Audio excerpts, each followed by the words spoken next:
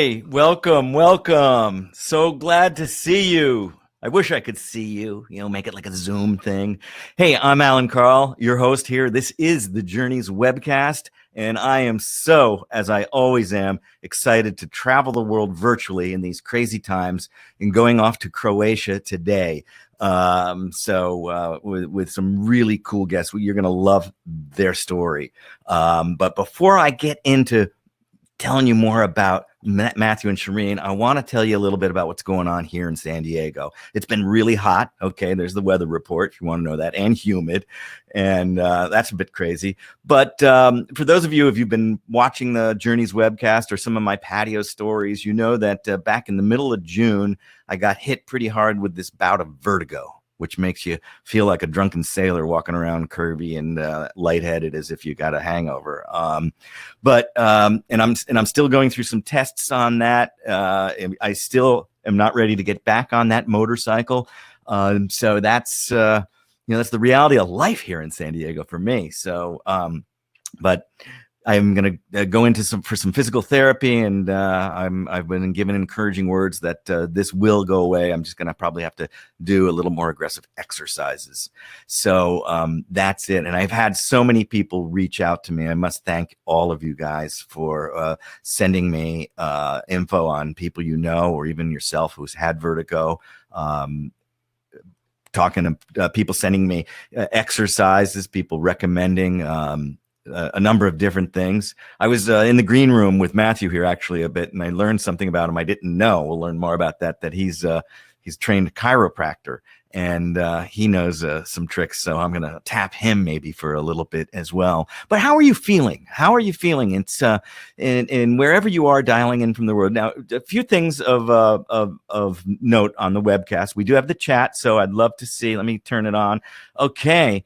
Michael from Montreal, good to see you. AJ, always tuning in from India. Thanks for coming in. This is going to be fun. So use the chat. There is, if you want to ask a question, there's a way at the bottom where you put your chat in to change it from chat mode to a question. And you can go ahead and, if you want to have a specific question for Matthew, Charine, or me, you go ahead and do that. Also, there's a red button that looks like a phone. All right, actually, it's like a little red bar at the top of your screen that says reconnect. I think it says reconnect. If there ever is a problem where we freeze and the audio gets something, if you click that button, it'll allow you to go reconnect and hopefully clear up any connection issues you have. Other than that, that's the bit. But let me tell you something about our guests today. Okay, look.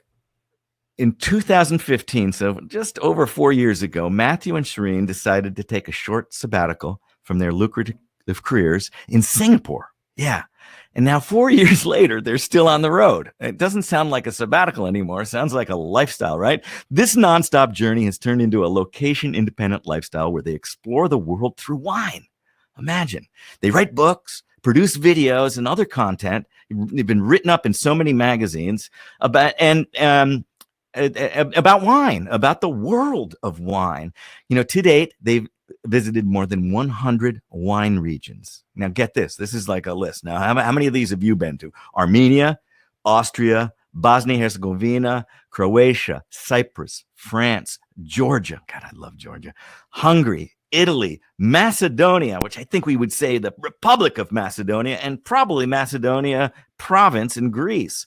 Mexico, Montenegro, Portugal, Romania, Serbia, Slovakia, Slovenia, Spain, Switzerland, Turkey, and of course, right here in my backyard in the USA. I do know they've got a fondness for Santa Barbara and the Central Coast. So turn on your microphones, guys, and join me. Let's see, there we go. And join me, Charine Tan and Matthew Horkey. Come on and let's show everybody your stuff there. Yeah, there we go.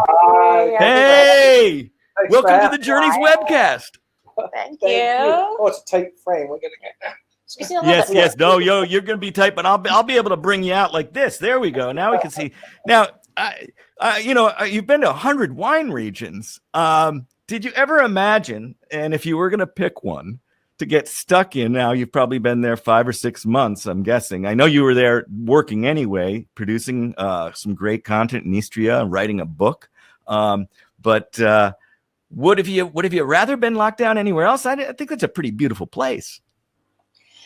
Nothing to complain about, to be honest. I think Croatia would be one of our top choices. I feel like Matt has something else to say about that. No, Croatia's right up there for me. Other places I'd love to be locked down. I love Piemonte, Italy, one of my favorites. Tuscany. I love Portugal. But Croatia's a big part of our story, as we'll share. Yeah. And there could be worse places to be. Georgia, like as you mentioned, there's somebody on Maka that we know very well, runs tours in Georgia. Also a great place. Oh, Maka. Is she on? Yeah. Oh, hello, Maka. I love Maka. God, I could tell you the story about my battery charger for my laptop that I left in a hotel room. And she managed to get a winemaker to return it to me, who also then did a wine tasting with me. Yeah, great stuff. Yeah. Well, Italy would have been, they got hit pretty hard too. So, Croatia has managed the spread and the outbreak pretty good, don't you think? It's been so funny. Our most viral video in the last 6 months is we were caught in the earthquake in Zagreb.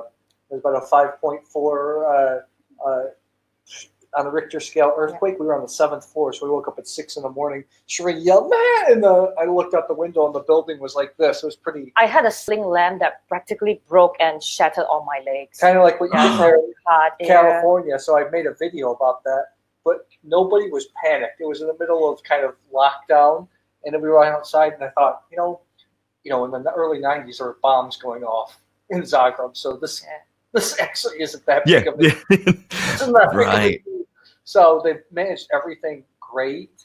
I haven't felt any animosity towards us, obviously, because I'm American, but Charine's Singaporean, being Asian looking. They've been tremendous. And there are some parts of the country that they let tourists in, operating pretty close to normal, obviously with a little bit of operational loss. But in Zagreb, I felt like when we were there the first couple months when this started happening, that it was kind of life as normal, except you had to be 6 feet apart when you were in the supermarket. Yeah, in that regard, we spoke with a couple of our Croatian friends, and one of them said something really memorable to me. They said that, when Croatia is going through a difficult time, they know what it is like to come together to defeat one single enemy. So they see the entire situation as like one enemy, as what they have done in the past. So it's actually something that unites the people here.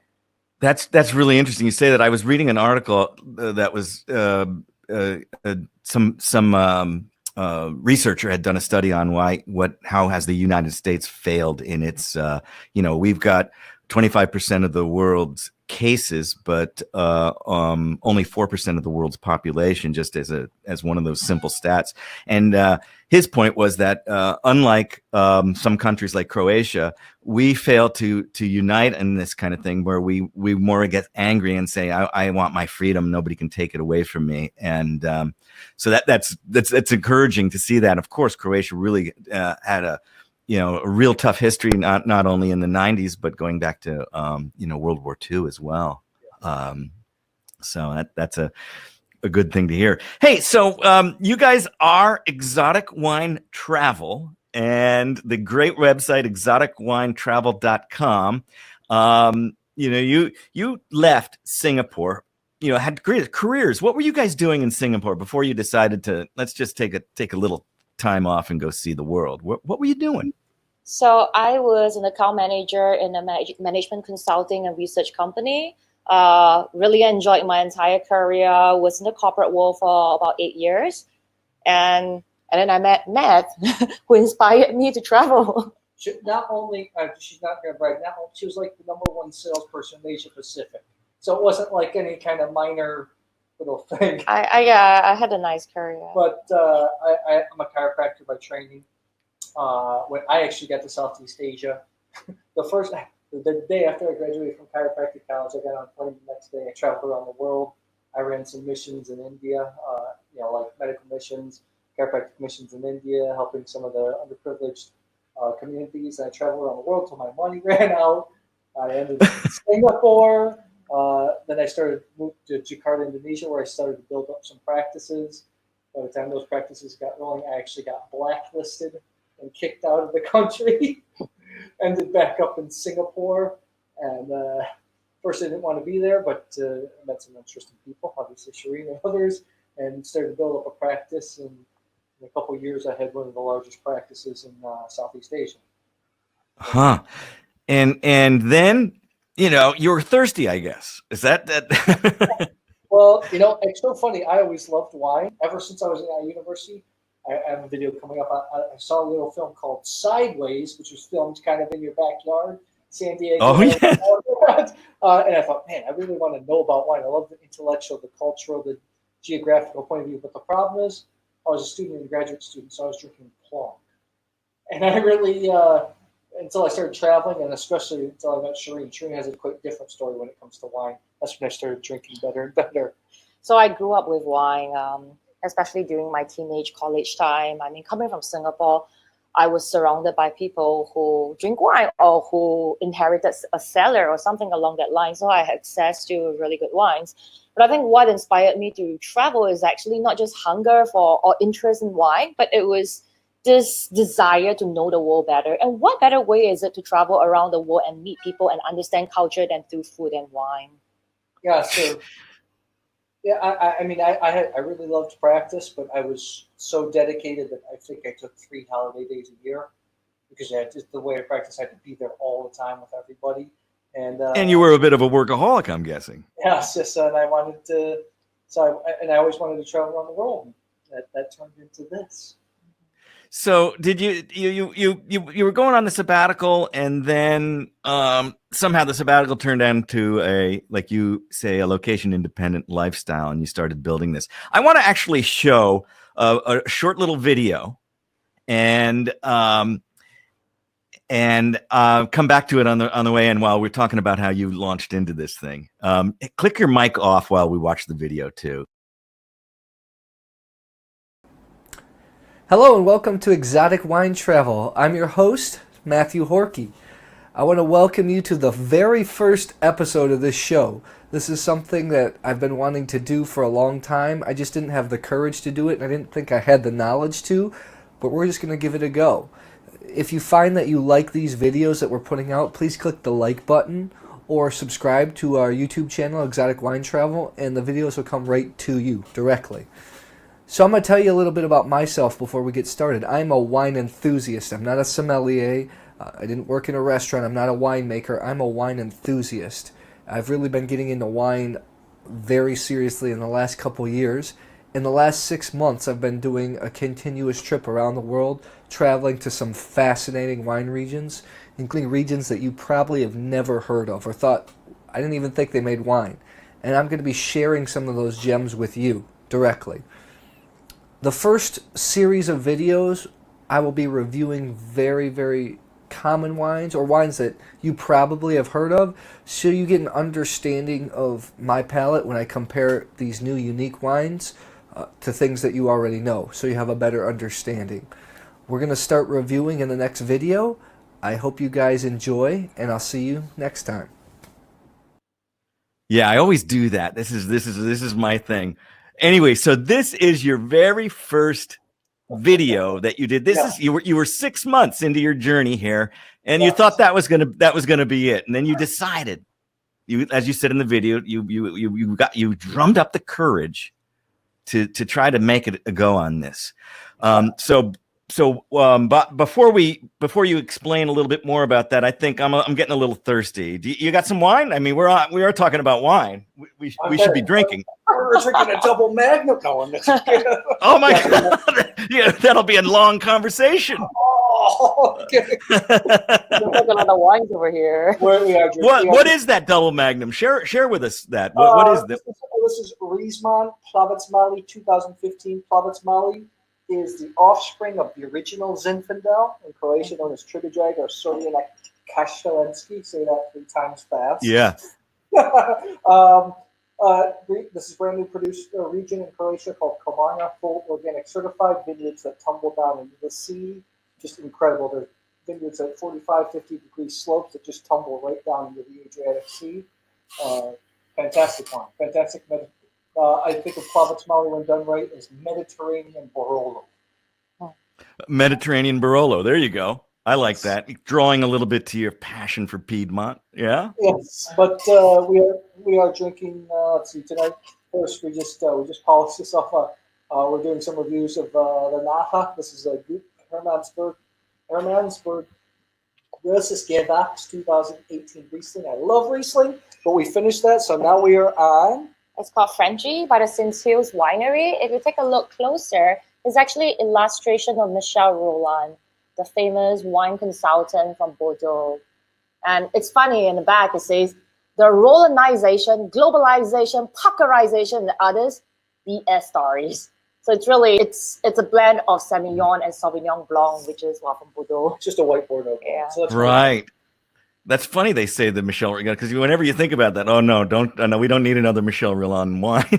He did a lot of good things in Croatia, actually. I mean, for St. Hills Wineries, he's known to make the tannin softer, making the wine more approachable at a young age. So he has a very good reputation in Croatia in general for doing good things and actually really understanding what the grape is, the terroir, before actually making his judgment and so-called internationalize or creating an international favorable palate to the wine. Yeah, for sure. No, I mean he's ubiquitous, isn't he? You know, he's worked with wineries here in California, Argentina. I mean, obviously French. Okay, well, I am opening up I don't have any Croatian wine. I wish I did. You know, I have got a wine from Slovenia, and this is called Goodbye. Yeah, well, it's the Belly Pinot, which is Pinot Blanc, of course. And it's from, John Michel Cabai in Grita Burda. And you're going to see something. And you look at that color. Look at this. Orange. Oh, That's my God. December. So you guys know this winemaker, of course. You've been to his place and tasted his wines. He's pretty famous. He's French too, which is since speaking of Michel Rolland, but he ended up marrying a girl in Slovenia and decided to make wine. This is an orange wine. It's also natural wine, all natural yeasts. It was 2 weeks on the skins, full malolactic fermentation, and Slovenia is kind of famous for its orange wines, or skin contact wines, as we like to say. I prefer to call them amber wines because I think that's more appropriate. Sorry, Marco, but I think overall, Slovenia, I think, is leading. Georgia is obviously where the style originated from. I think Slovenia has really kind of taken it to a really high level. Look at the quality of amber wine producers throughout the western part of the country, Gorička Brda, Vipava, Kras. The wines are spectacular. Slovenia is actually a lot like California in that regard because they work very closely with the academic part of the partners of the wine industry. They work really closely with the University of Ljubljana. So they do clonal selection, yeast selection, vineyard like plotting, soil understanding. They have a lot of science going on behind their wine. Yeah, and they are super, most of them, I mean, any wine region, you're going to find passionate people, but there is just something in Slovenia that there's this pride and proud. But this, I can tell you right now, it's a 2014. Okay. And actually Jean-Michel gave me this bottle 2 years ago, probably about this time. That was a little bit earlier. It was probably in July. And I carried it on my motorcycle all through the Balkans, returned to Greece, where I eventually flew back home. Tropical fruits. I get some pineapple. There's a bit of honey, and and it's really fresh. 2014. A lot of times people think, okay, so it's kind of a white wine, but it's a amber wine. It's a skin contact wine. There's this great caramel kind of vanilla thing happening, almost burnt vanilla on the finish here, which is really unusual for a wine. For a Pinot Blanc, anyway.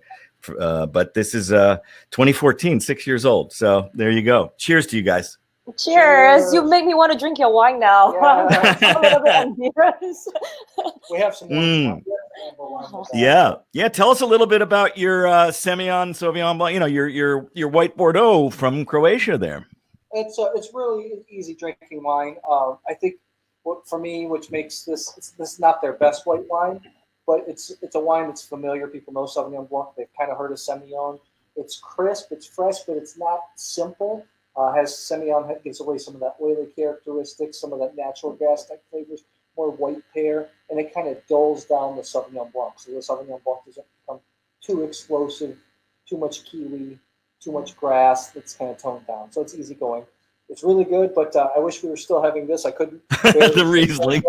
The Riesling. That's the reason. What was the dish? I've tasted through hundreds of 18s. Riesling in Germany, and these wines were so approachable, so full of fruit. The acidity is quite balanced for Riesling. You love Riesling. Yeah, you know, and there is not most winemakers that.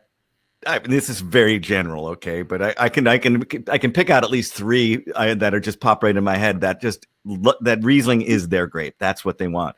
I mean, I know a guy in Bulgaria who is, you know, so passionate about Riesling, although he didn't. His father-in-law planted Riesling, and you're like, why would I plant Riesling here in or Gewürztraminer? I guess it was Gewürztraminer. Now that I say, but his go-to is Riesling. He's got a trophy wall of just Rieslings, and from the Nas we were saying earlier, I love the Dernhoff wines, and I've got a 1999 Spate from the Hermann Schockel, if I said that right, vineyard. Hermann Schole, and it's Hermann Schole. Yes, they're great. They're fantastic vineyard. The Spate is awesome. I think I've had that vintage, to be honest.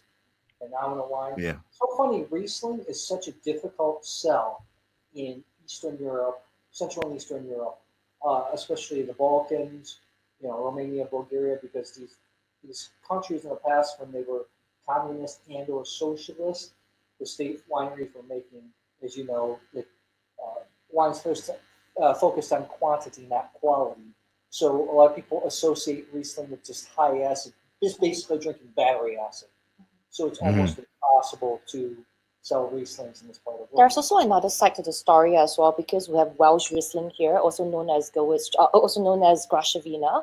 So there is a confusion whether is it Riesling or Welsh Riesling or Rhine Riesling over here, which are two or Italian Riesling over here. So they have a confusion as to exactly what is Riesling.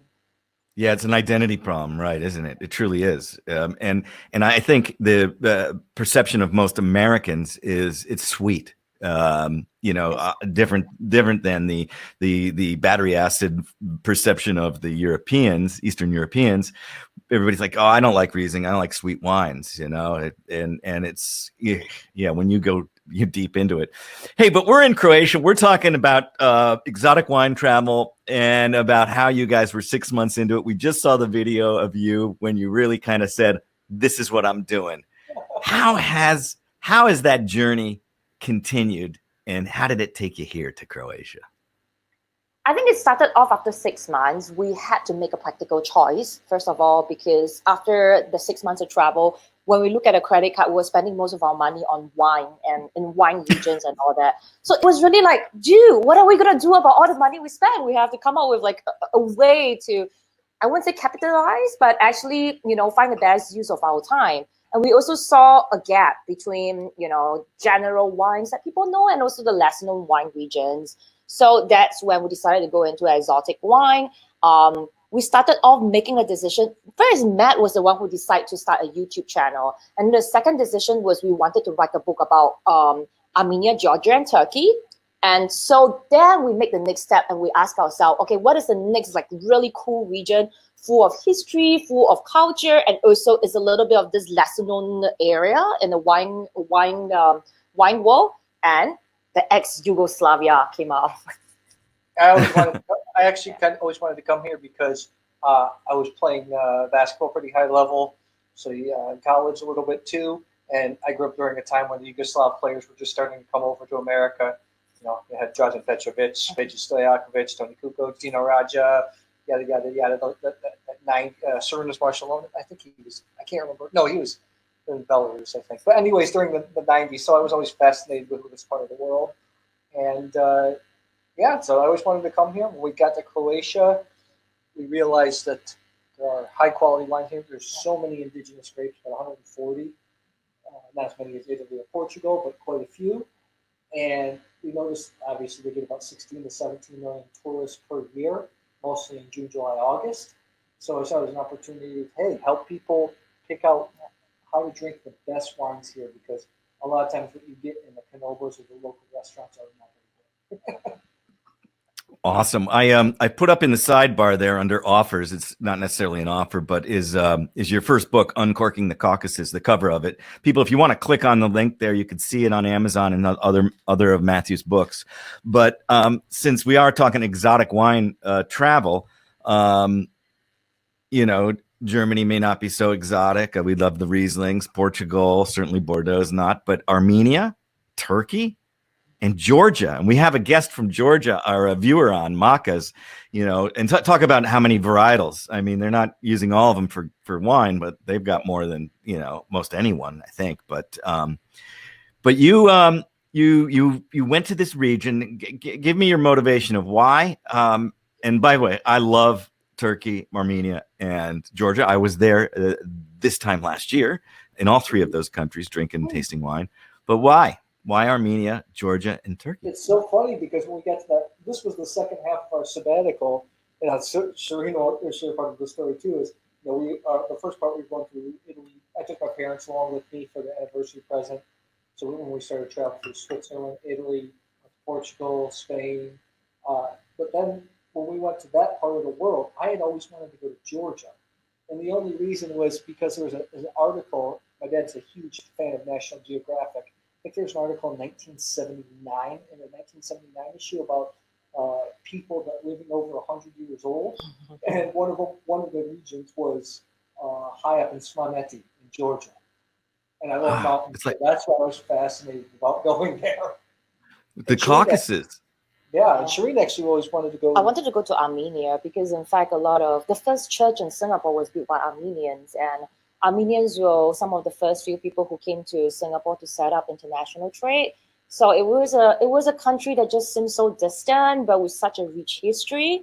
And when we were discussing what to do and where to go, that's when we came together and realized that, oh, Armenia and Georgia, they're right next to each other. This works out perfectly well. Yeah, and then and Turkey was the biggest surprise of all, because we did 7 weeks across Turkey, going across Anatolia, tasting wines, and also experiencing culture. And that was as you can attest to, it's just a pretty amazing country. It's unfortunate with everything going on in the bad rap they get. It's just an incredible country too. Yeah, I'm going to pull up a map really quick here and kind of show it does. I don't, unfortunately, I should have zoomed this out more to get Georgia and those countries in there. But here, let's get these things a little out of our way. Okay. And so that red dot there is where Charine and Matthew are dialing in from. It's how do you say that? Is it Makarska? Yeah, we're near Makarska, the Makarska Riviera. It's kind of like it's spectacular. The mountains are are up to I'm calculating in feet, pretty close to 4,000 feet. They shoot straight up out of the sea.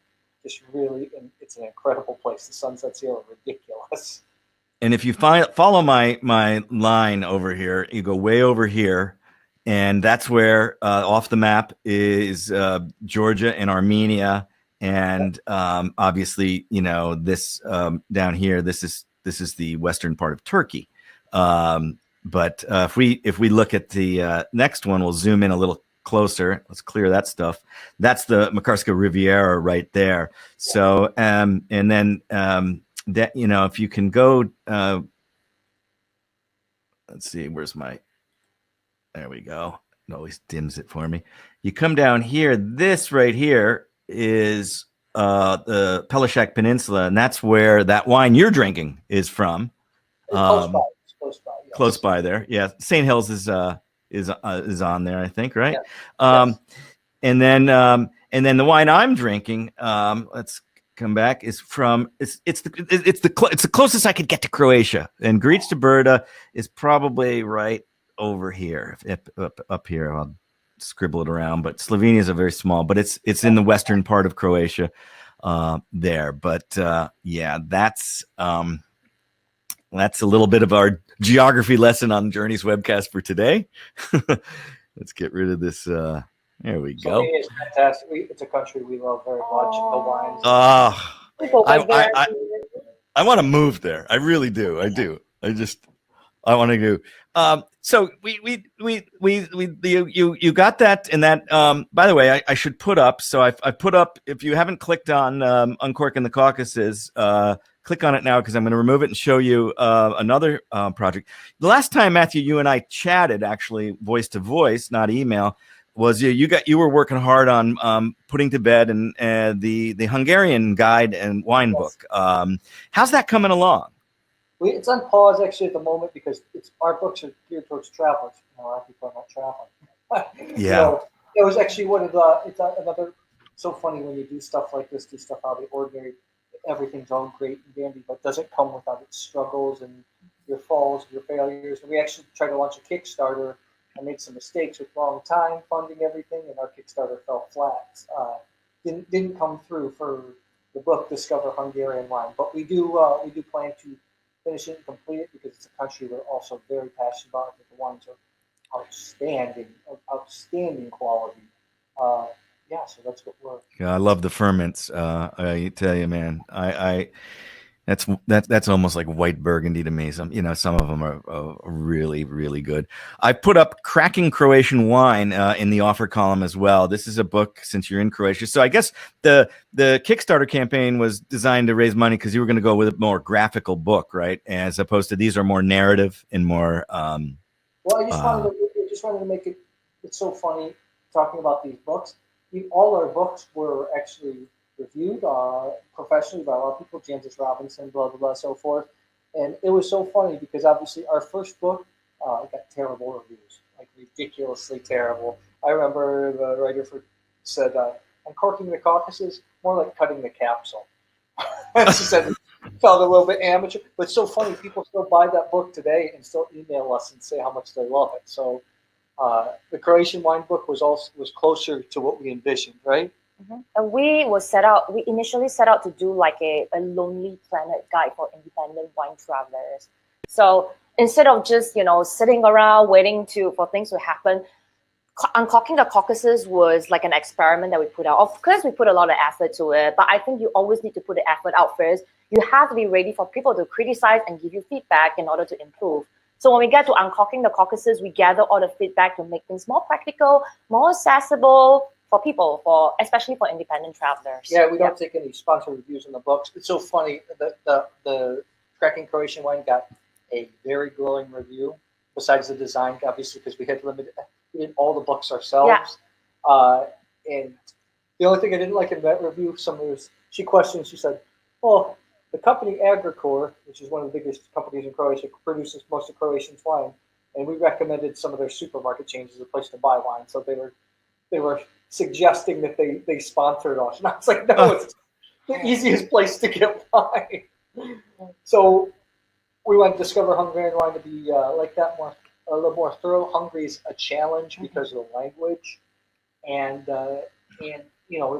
there's a substantial amount of wine made there. Substantial amount of wine. We're talking maybe. I think it's in the top 15, top 20 wine producing countries. So it takes a lot of work to taste through all the best wines, visit the best sellers, and there's always stuff that you miss because there's always small producers, small stories to be discovered and to be told throughout these countries. Yeah, you got to kiss a lot of frogs in these kinds of places, don't you? Huh? In terms of sometimes the wines are maybe.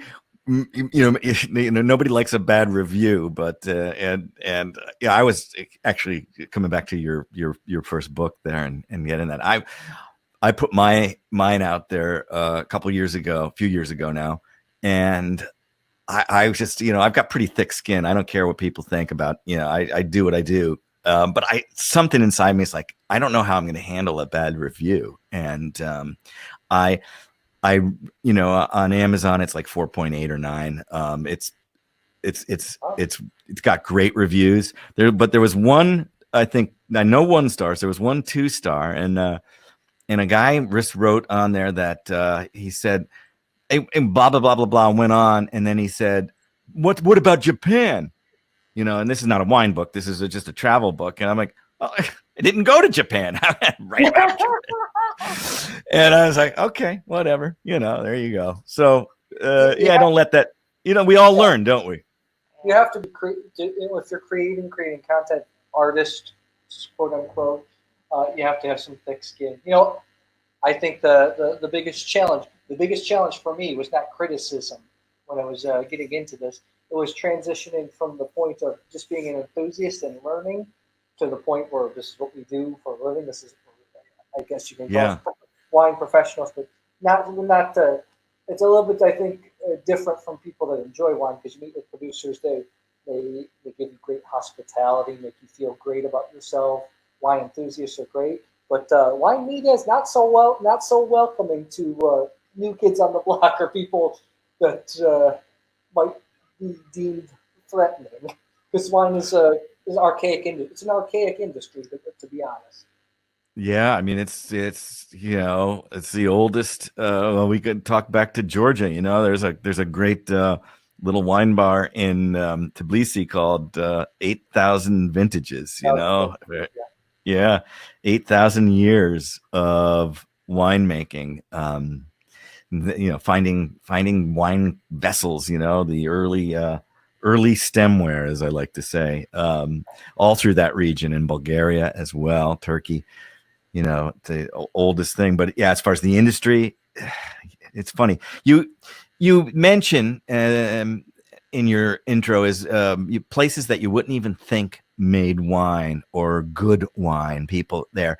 A lot of people don't even know where Georgia is, or they think it's the state in the United States, and Armenia as well. What other places do you feel people should open their eyes to and be aware of as a region? And you remember, there's supermarket space. Speaking of supermarkets, is impossible for some of these countries to have here in the United States. So it's very difficult to find some of these wines. But what regions would you say, God, check this stuff out? Well, closer to my home, that will be Thailand, which we have visited a year ago. And we are currently waiting to receive samples from Bolivia. And my guest last week was from Bolivia, and we talked about that. Yeah, Tarija. Yeah. Of course, it's very close. The southern part of Bolivia, where they're growing wine, is right on the border of northern Argentina, and there is a great wine region, as you know, Cafayate, that's sitting at 2,000 meters high, and Michel Roland has a project there too. But yeah, okay. So Bolivia, I did, when I was in Bolivia, I did have some Bolivian wine, but this is 10 years ago, and the quality just in the last, let's say, 3 years. I mean, they may have been planting vines when I was there, and those vines are coming online now. But that's very fascinating. I can't wait till you guys do Bolivia. I want to hear more about that. Thailand, though, where? In just northeast of Bangkok, actually in one of the national parks. I'm in European mode right now, so the name is just it's devoid of my mind right now. It's a national park. I have to look it up. I can't remember, but I was skeptical.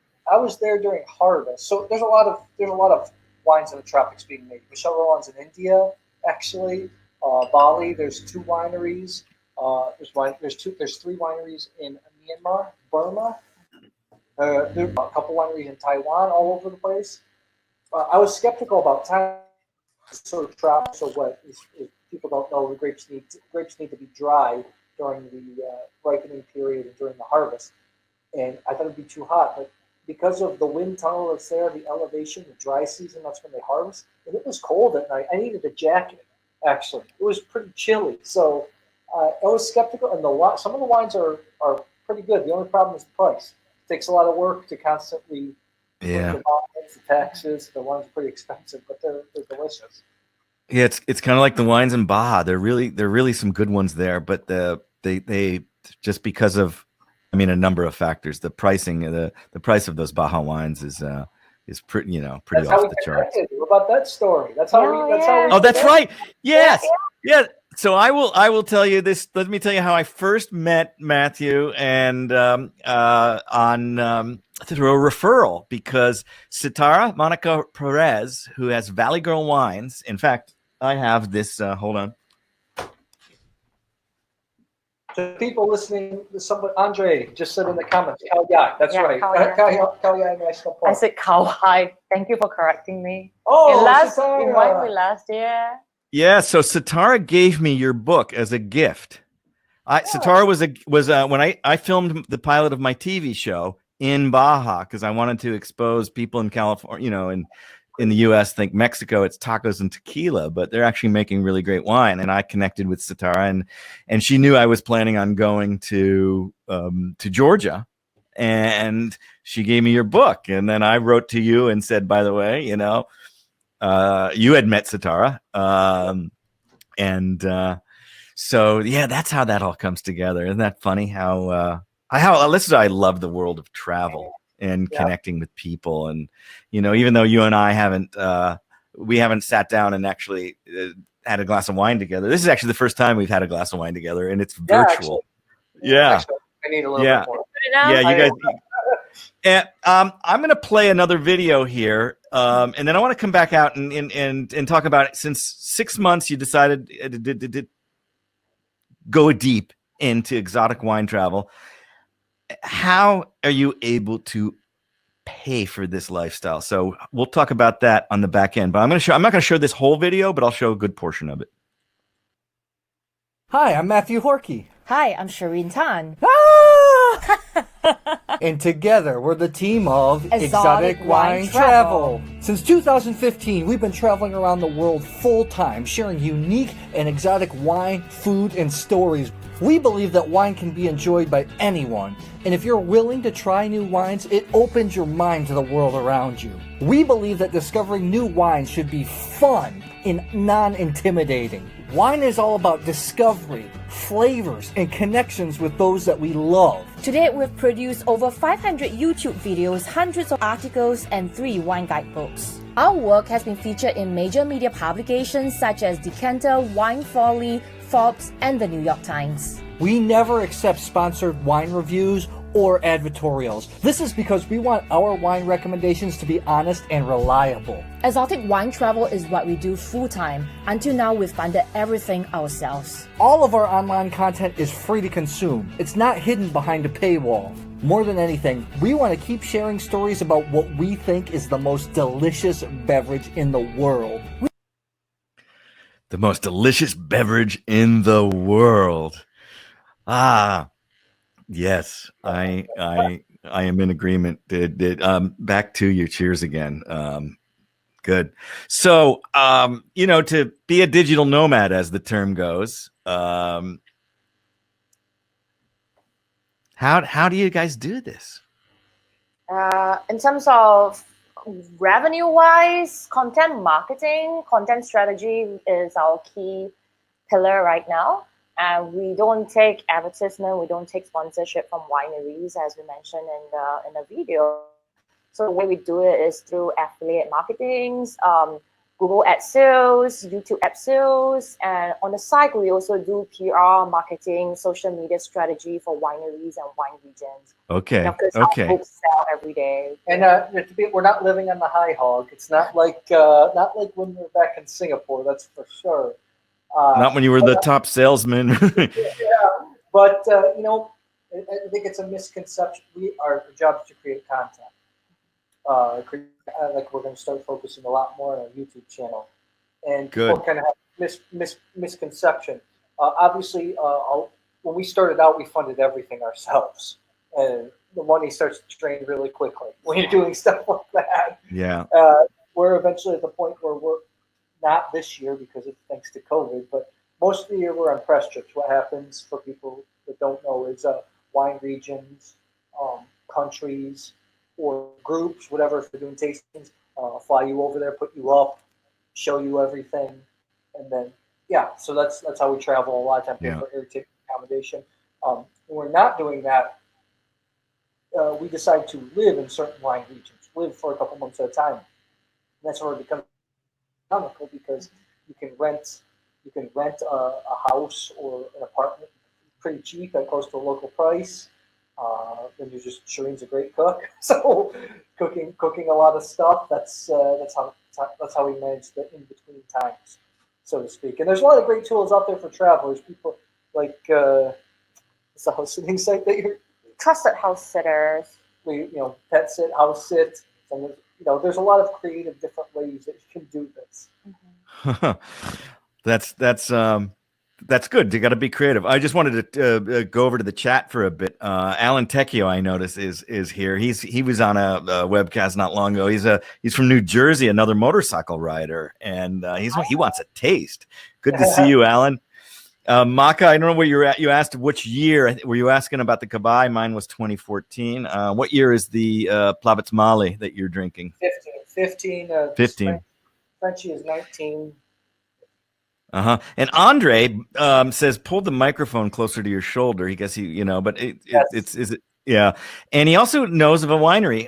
Andre, you surprised me here. Andre's been on here several times. Knows of a winery in Thailand. Wow. That's the winery I was talking about, Grand Monte. Yeah, they make amazing Syrah. Actually, we took it to some sommeliers in Singapore, and they thought this is wine geek. This is a core wine geek stuff. They thought it was a Côte Rôtie. Pretty prestigious appellation from northern Rhone, France. Really? Just a little bit of Viognier thrown in there, huh? Yeah. So let's come back to paying this and being creative. The video I just played is part of a Patreon pitch that you guys did. So you actually also have a Patreon page, right? Well, we started it. Actually, Patreon's really difficult. We haven't put a lot of focus into it. But I love the idea behind it, giving people a behind-the-scenes look at what we're doing. We haven't really pushed it super hard as of now. It's something that we have to work on. But it's more of a community building. I don't think of it really successful Patreon people. It's not about you giving us money. It's about us creating a community of like-minded people where we can kind of hang out, and then they can also feel proud that they're contributing to right as a patron. Right. Yeah.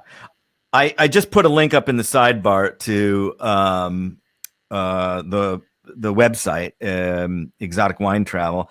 I thought I might have had, if you guys want to see the website, but I thought I had the Patreon link here. Do I? It's on the here we go. Here we go. Oh, so okay. There's a link to the Patreon page for Exotic Wine Travel. And for those of you who don't know Patreon, it is as a community. People have suggested I do this, so I was kind of curious to see how that was working for you. But like anything in social media, it's a lot of work, isn't it? I mean, people. There's a woman in wine that's doing. I'm pretty impressed with, called Wine for Normal People podcast. She's up there in the Pacific Northwest, up there in Seattle, and she has a pretty big backing. I think, judging by her following, it's enough for her to fund everything, funding the whole podcast and do everything. So that's something that we aspire to. We're not quite there yet. We're getting there. Well, yeah. I mean, it's a tough road, isn't it? To travel, keep some greenbacks, as we say in the States, in your pocket, and to then, that's the other thing, because you're in this lifestyle with wine.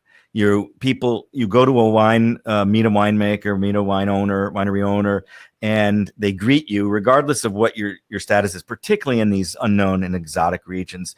And you show up there, and there is a spread. You're one guy, for me, or you're just two. There's a spread that could feed 20 people, and you're like, wait a minute, who else is coming? And it's the kindness of these people. But the other thing is you can get caught up in this. And then by meeting and the next one and the next one and the next one, and you still have to write about it. You still have to produce content for it. But, it builds up. And then there's the health issues. If you're just eating and drinking all the time, what about staying healthy? I actually did a video on that. So I actually struggle a lot. Charine, I'm a little bit jealous because she has such a fast metabolism. but obviously we have both our struggles. I have personal struggle because I've always struggled with my body image and weight. Like I said, we used to play basketball, so I'm not 6'5", 6'6", and long. And yeah, I put on a bunch of weight. And last year, I took a month off of tasting everything. Did some hardcore intermittent fasting, shed some weight, put it back on. So I gotta get back on it. But it's a challenge for sure. It's a challenge. And I think in these lockdown times, especially here, you know, with people, I joke around that it's the COVID-19, it's the 19 pounds that, you know, people are putting on because, you know, you're eating a lot. Everybody's baking bread, you know, big carbo loads, and you know, for a while not being able to get outside that much. But I think it's a mindset thing. You got to understand that, especially people that are in wine. You have to realize that more and more great wines are being made around the world now more than ever before. Wine's not going to run out. You don't have to always overindulge.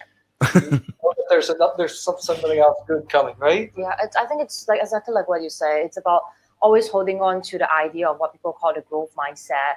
You don't have to like seize the moment and eat a lot and drink a lot, that sort of thing. It's important to be present with the winemakers, have a real moment, have the real friendship, but you don't have to overindulge. And we always tell ourselves, ultimately, we're here for work. We're not just here to enjoy ourselves. So that always holds us back a little bit. Yeah. So how many nights a week do you open up a double Magnum? Well, obviously this one's not open, so I don't. I know. No, but we, you know, I'm making a video about it right now. If you look at it, I love wine. I love to have wine every day. I love to have wine with every meal, not breakfast, but lunch and dinner.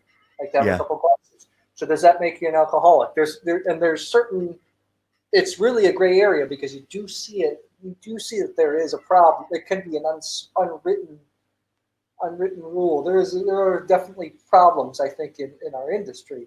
Not for everybody, but obviously, how can there not be? You're in front of this great, intoxicating beverage all the time. It's so good. It pairs so great with food. It's hard to control yourself. How many winemakers have you met that are teetotalers that don't drink? Not a single one, I think. I think the only guy was from Cyprus. The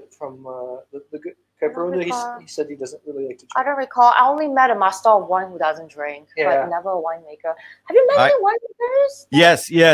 There was a guy in California, older guy years ago. He's passed away now. And although the winery, I'm sure it's still in there, but and he wasn't the head winemaker. You know, he was the owner, but he also started. But he hired people to come in and help make the wine. But Vineyard 29, I don't know if you're familiar with them. And then another one I met in Serbia, down in Aleksandrovic. Where those old 100-year-old gnarly wines are. The Prokopac. And he didn't drink. You know, he opened up a bottle for me, and I'm like, he'll taste it, for as he's making it, but he doesn't, and it's odd. So there are a handful. That's why I was curious if you'd ever. There's a guy up near your way, up in Santa Barbara County, Larry Schaefer of Tercero. Great wines. Yes. Very affordable. He actually doesn't really like to drink. He always talks, and he has great conversations on Facebook, posts a lot of interesting stuff, but he just likes the magic fermentation. Magic fermentation, yeah. Drink a lot. Yeah, great Syrah I've had from Tercero, yeah. Wow.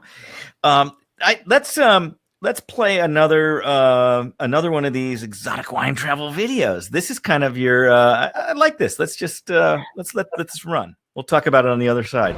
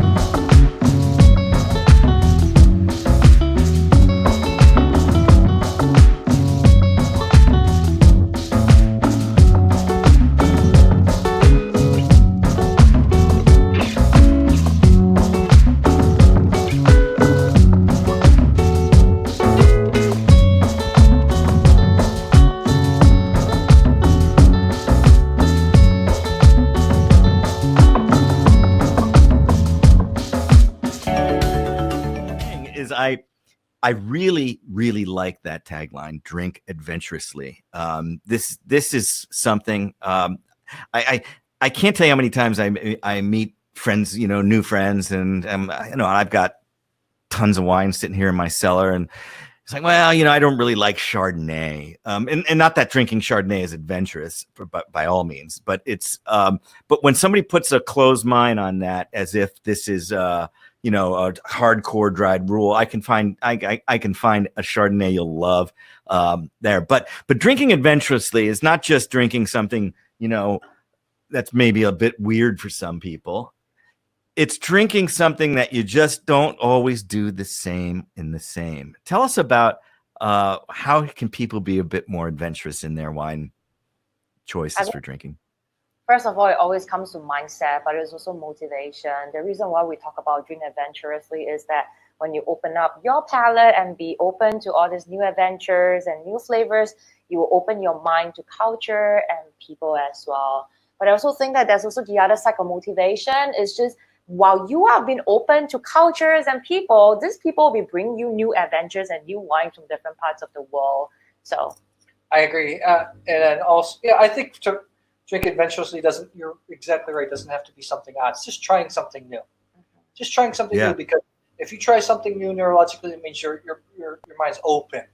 So you're open to a lot of new things. It could that can extend and spread out into so many areas of life. And I think that's, especially in times like these, that's what people need a lot more of. On the funny side of that, the little intro video is, I gotta tell a funny story, is one of my highest points of my short wine career. We were in Napa Valley at a symposium for professional wine writers. We won fellowships, so it was a pretty prestigious thing. And one of the keynote speakers there was Steven Spurrier, not the football coach, but if anybody knows, the British guy, yes, famous for putting the Judgment of Paris together in 1973, putting California wines on the map. He was also portrayed in the film Bottle Shock. But he was all the fellows had to show an intro video of who they were. So a lot of the video they were showing to the crowd. So a lot of people were just, face like just us. Hi, I'm Alan. I do this, blah blah blah blah, and all of a sudden our video came off. Like it got dark and our video came up, and I remember Steven Spear turned around behind me. He looked at me and he went like this. I love it. I love that John Wordman. That's a cameo in there. Yeah, you read it. He is quite a character, as you obviously know. And you were showing the queries or the amphoras there. It's pretty cool. There's just some great things. Where's the old cellar? The one with all the mold and the wooden barrels on either side. The alley. Which one's that? it's in Horkey in Hungary. Hungary. Because I know you guys have also, I think I'd seen the video, you guys have also been to the old cellar in Elok, right? Yes, Elok, you've been there as well, right? It's one of the old cellars. I'm answering a question really quick by Andre, your friend Andre.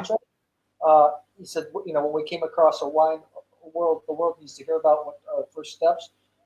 Usually our first point of entry is we're posting on our Facebook page.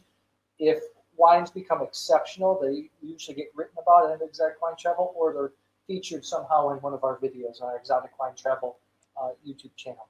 We get really enthusiastic about wines I think that people should be trying and are decently available. Or, a lot of these exotic wine regions, you have to go there to get the wines, but sometimes these wines can be kind of available. I think also for us, we're lucky in the sense that we don't work for a big publication. So because of that, we seem more accessible to the community.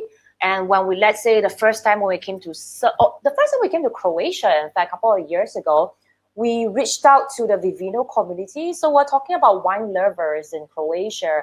And it became a very mutual exchange because we share with them what we learn and they share with us what we learn. So it became a really quick process when you actually reach out to the local community and discuss together and learn wine together. So it's never a thing of like, we just hang out with wine writers and people in the professional industry. I think it's so important to actually stay on the ground, be in touch with other wine lovers, figure out what they like and dislike. And it's only through the local wine lovers that you have a better and faster understanding of the local culture, what they eat, why the wines are made in the way that they do. So one thing is, whenever you go to a new country, it's important to reach out to a local to understand all of that. And it's also just another sign of how wine brings people together. That, you know, we made some amazing friendships.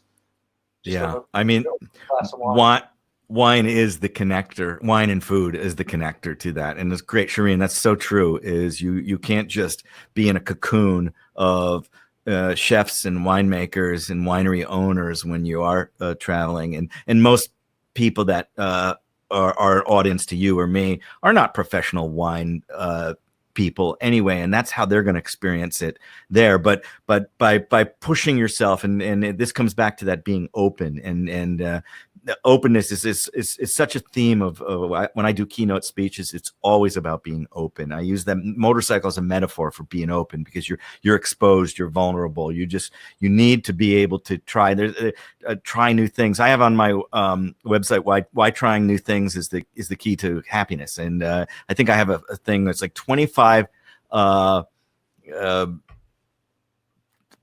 ways you can try something new. You know, whether it's trying a new hobby, or eating something new, or trying a new wine. But being open and trying something new is something that should satiate your curiosity. And it's that curiosity that should drive you to ask more questions, which makes you want to learn and makes you more open. And it's so true. Hey, we've burned through. We're over an hour here, so we should think about winding this down. I want to ask you guys. We've got people from all over the world on here. Obviously, we got Andre. I know is from Tucson. He's a regular on my patio stories too.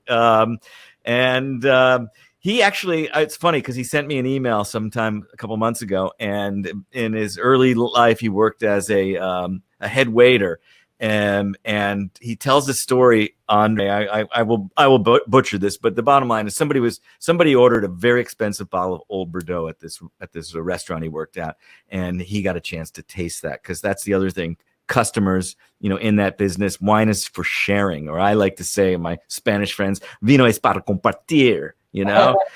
And it's so crazy, because I've got whatever it is, 200 bottles of wine or more back in the cellar there, and there are some nights I keep going through the wines and I'm like, I can't drink that alone. I can drink that alone. So I find myself going to the supermarket and buying a $10 bottle, right? Because you have to open it with somebody, right? Oh my! I don't save it for a moment. I save it for people, exactly like you. I think of people. I think of people's palates and what they would like all the time. Because that creates a great experience for them. Because for us, we're tasting a lot of wines. We can experience a lot of these wines. Not everybody has that opportunity, budget, or time to do that. So that's the cool thing about wine. What you want to do, you want to make it special for somebody, whoever you're drinking a bottle of. 1874 Lafite Rothschild. Wow. Oh. Okay, so now there you go. There it is, an 1874 Lafite Rothschild. Can you imagine that? I wasn't Andre. That's what I was. Wow. Oh man, yeah. I think I've had, the only wine from the 1800s I had was a Madeira, and those you can kind of find, so even now. I mean, not too difficult, but and not too relatively, not like a 1874 Lafitte. Think about what that costs today. Priceless. Wow. Yeah. He says it was $3,600. Was that on the wine list? See, that's cheap, Yeah, that's cheap. That's actually not that much. Now, today, I bet you it's at least five. It's going to be at least 5 figures. Yeah, I am sure. That's the thing, too, is we wanted this down. That's the thing I wanted to empower people. The wine gets built up as this luxury product, as this thing that's untouchable, inaccessible. People got to understand, think about it, in the end, it's just fermented grapes. You got to have fun with it. And there's fantastic wines being made at all price points that you found in all parts of the world. California might be the exception. But there's fantastic wines being made at all different price points. You don't have to like what professional critics are written about, what we talk about, what you talk about. You have to go try things, enjoy find something you enjoy, and just try to explore more. And as we kind of opened up when talking about the Riesling, about somebody I can think, my best friend and my brother, we all just love Riesling, and though there's a lot of people that have a closed mind to that, coming back to the German, which it's not such an exotic wine after all, but it's such a great wine, great varietal, I guess. And speaking of that, I think that I think actually all wines are exotic, and that's where the beauty is. Great wine has to be made in beautiful locations on the planet. And to me, that's exactly. You have so many people, our readers in Europe, think that California is super exotic because they haven't been there, or those wines can be too expensive, so they can experience them. I still think Napa is incredibly exotic. You've been through there. There's this one-lane road, along the Naha River. I think even in known countries, there's some places that are super. For me, Burgundy is exotic because I've never been to Burgundy. So yeah. Exotic is very subjective. You're absolutely right. So I stand corrected there. This is true. I just think I guess my mind was going to just like the wines of Germany. I think about what we can find fairly easy here in the States. I have to go, far and dig deep to find a Croatian, a Slovenian, or a Romanian, or a Bulgarian, let alone Serbia, Macedonia. It's crazy. There's so many places. Thailand. I mean, yeah, that you have to. I guess you just have to travel in order to do that. And I would say the Na is probably one of the lesser known of that regions in Germany as well, for sure. But for sure. So 3 wines, whether or not they're actually, I'm not looking for brands, maybe varietals or even just regions that you would say put on the top list if somebody came to you, or like our people watching this or people watching it on the YouTube video, is as training wheels to get you to start to understand the exotic wine travel concept. Where would you go? For me, I'll just pick a red and a white.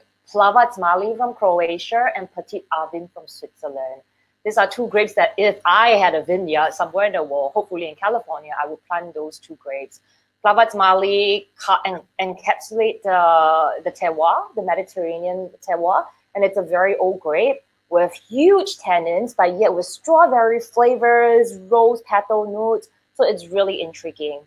Petit Avin is also quite an aromatic grape, but extremely high acidity, almost like Riesling-like acidity. But it's got this crystalline, nice, long end palate that really surprises people. I think I'll add one more, and I'm surprised you didn't add it. I think really because it's exotic sounding, and it's exotic, is a grape called Areni Noir from Armenia.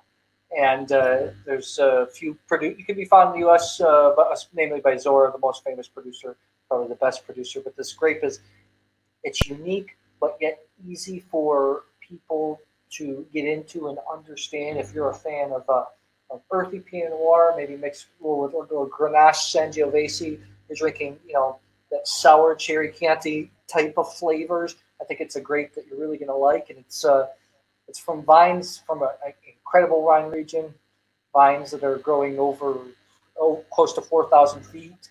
Just really hard to get to. Just an exotic wine through and through. That's awesome. Armenia. Yeah. A great place to ride a motorcycle too. Yeah. I love road tripping there, so I bet motorbiking would be awesome. I love that. And also, of course, the Caucasus, the crazy roads, beautiful sceneries. Oh, I can, there's a maybe the region of Racha. It's not actually in the Caucasus. I guess you call them the steppes or something. But oh my God, you follow this river and it's just these glacier cut canyons. It's so beautiful. Love it. Yes. Okay. Well, look, we've gone 15 minutes over. I know people are still tuned in, but you guys, it's late there. What time is it? Is it past your bedtime?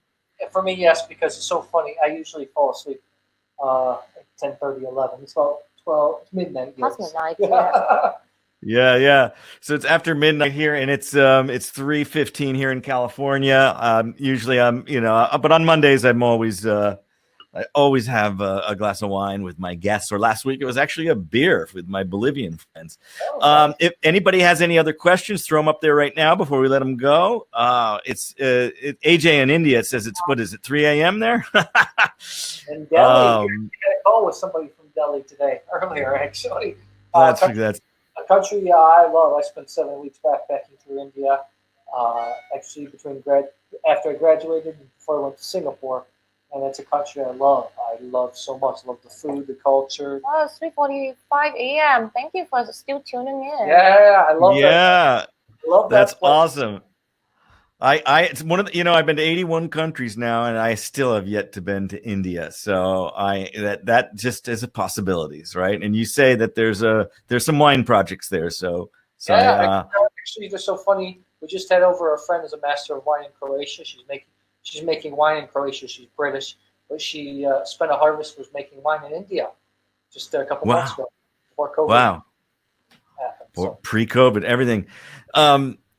I guess last question, then we'll let you get to bed there. But how is it? I know you said things seem to be back to normal, but people can move freely around. What about crossing into your borders? You've got Bosnia Herzegovina, Serbia, and Slovenia.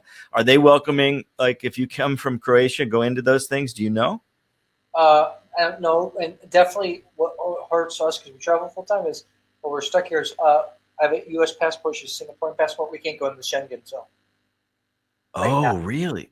So that's why we're kind of stuck here, so quote unquote. So. But for most EU passport holders, they are free to travel to Croatia, but a couple of countries have imposed quarantine on people returning from Croatia. That just happened a couple of days ago. Okay. Yeah. I hope, I've been in cabin fever here, quarantine, lockdown, and this is the first summer in 5 years that I haven't been traveling somewhere exotic on my bike. And but that's okay. I'm here with my COVID crew. I got a couple of cats. That's that can keep me. Well, we hope to share wine with you soon, and anybody else, especially Andre, if he's bringing in 1874 feed, I'll share wine with him anything. Yeah, that's right, Andre. Bring it over. Even if it's like a 29, it's okay. That'll be fine. 1929. If you can't go back into the 19th century, let's go to the 20th century. Yeah. Well, I want to thank our guests, Matthew Horkey and Charine Tan of exoticwinetravel.com. Go to their website, check out their Patreon, check out their books. And drink adventurously, try something new, and eat adventurously, try something new as well. So with that ado, I've got a little a vid here. We just do this thing, and I love you guys for tuning in. Thank you. Thank you for tuning in to the Journeys Webcast. I'm Alan Karl, your host. Be sure to tune us in every Monday. The time changes depending on where we are in the world. This is Alan Karl, and where will your next journey take you? Awesome. Thank you, guys. This was so much fun. This was fun. We'll do this again. I appreciate it. I hope we meet up live in person once you travel and get over everything. And all the best to you, and hopefully things get better in the world and with you. So, yeah. Alan, you have a great voice, by the way. Oh, thank you, Charine. Your voice, it's so calming. That's so nice to hear. I love doing this, and I just love talking to people. So it's almost like you've worked on television before. All right, shh. Okay, guys, sleep tight, and looking for the next time face to face. Yeah, anytime. Just Thank you. reach out to me. We can be in touch anytime. Yeah, thank you. Bye. Bye.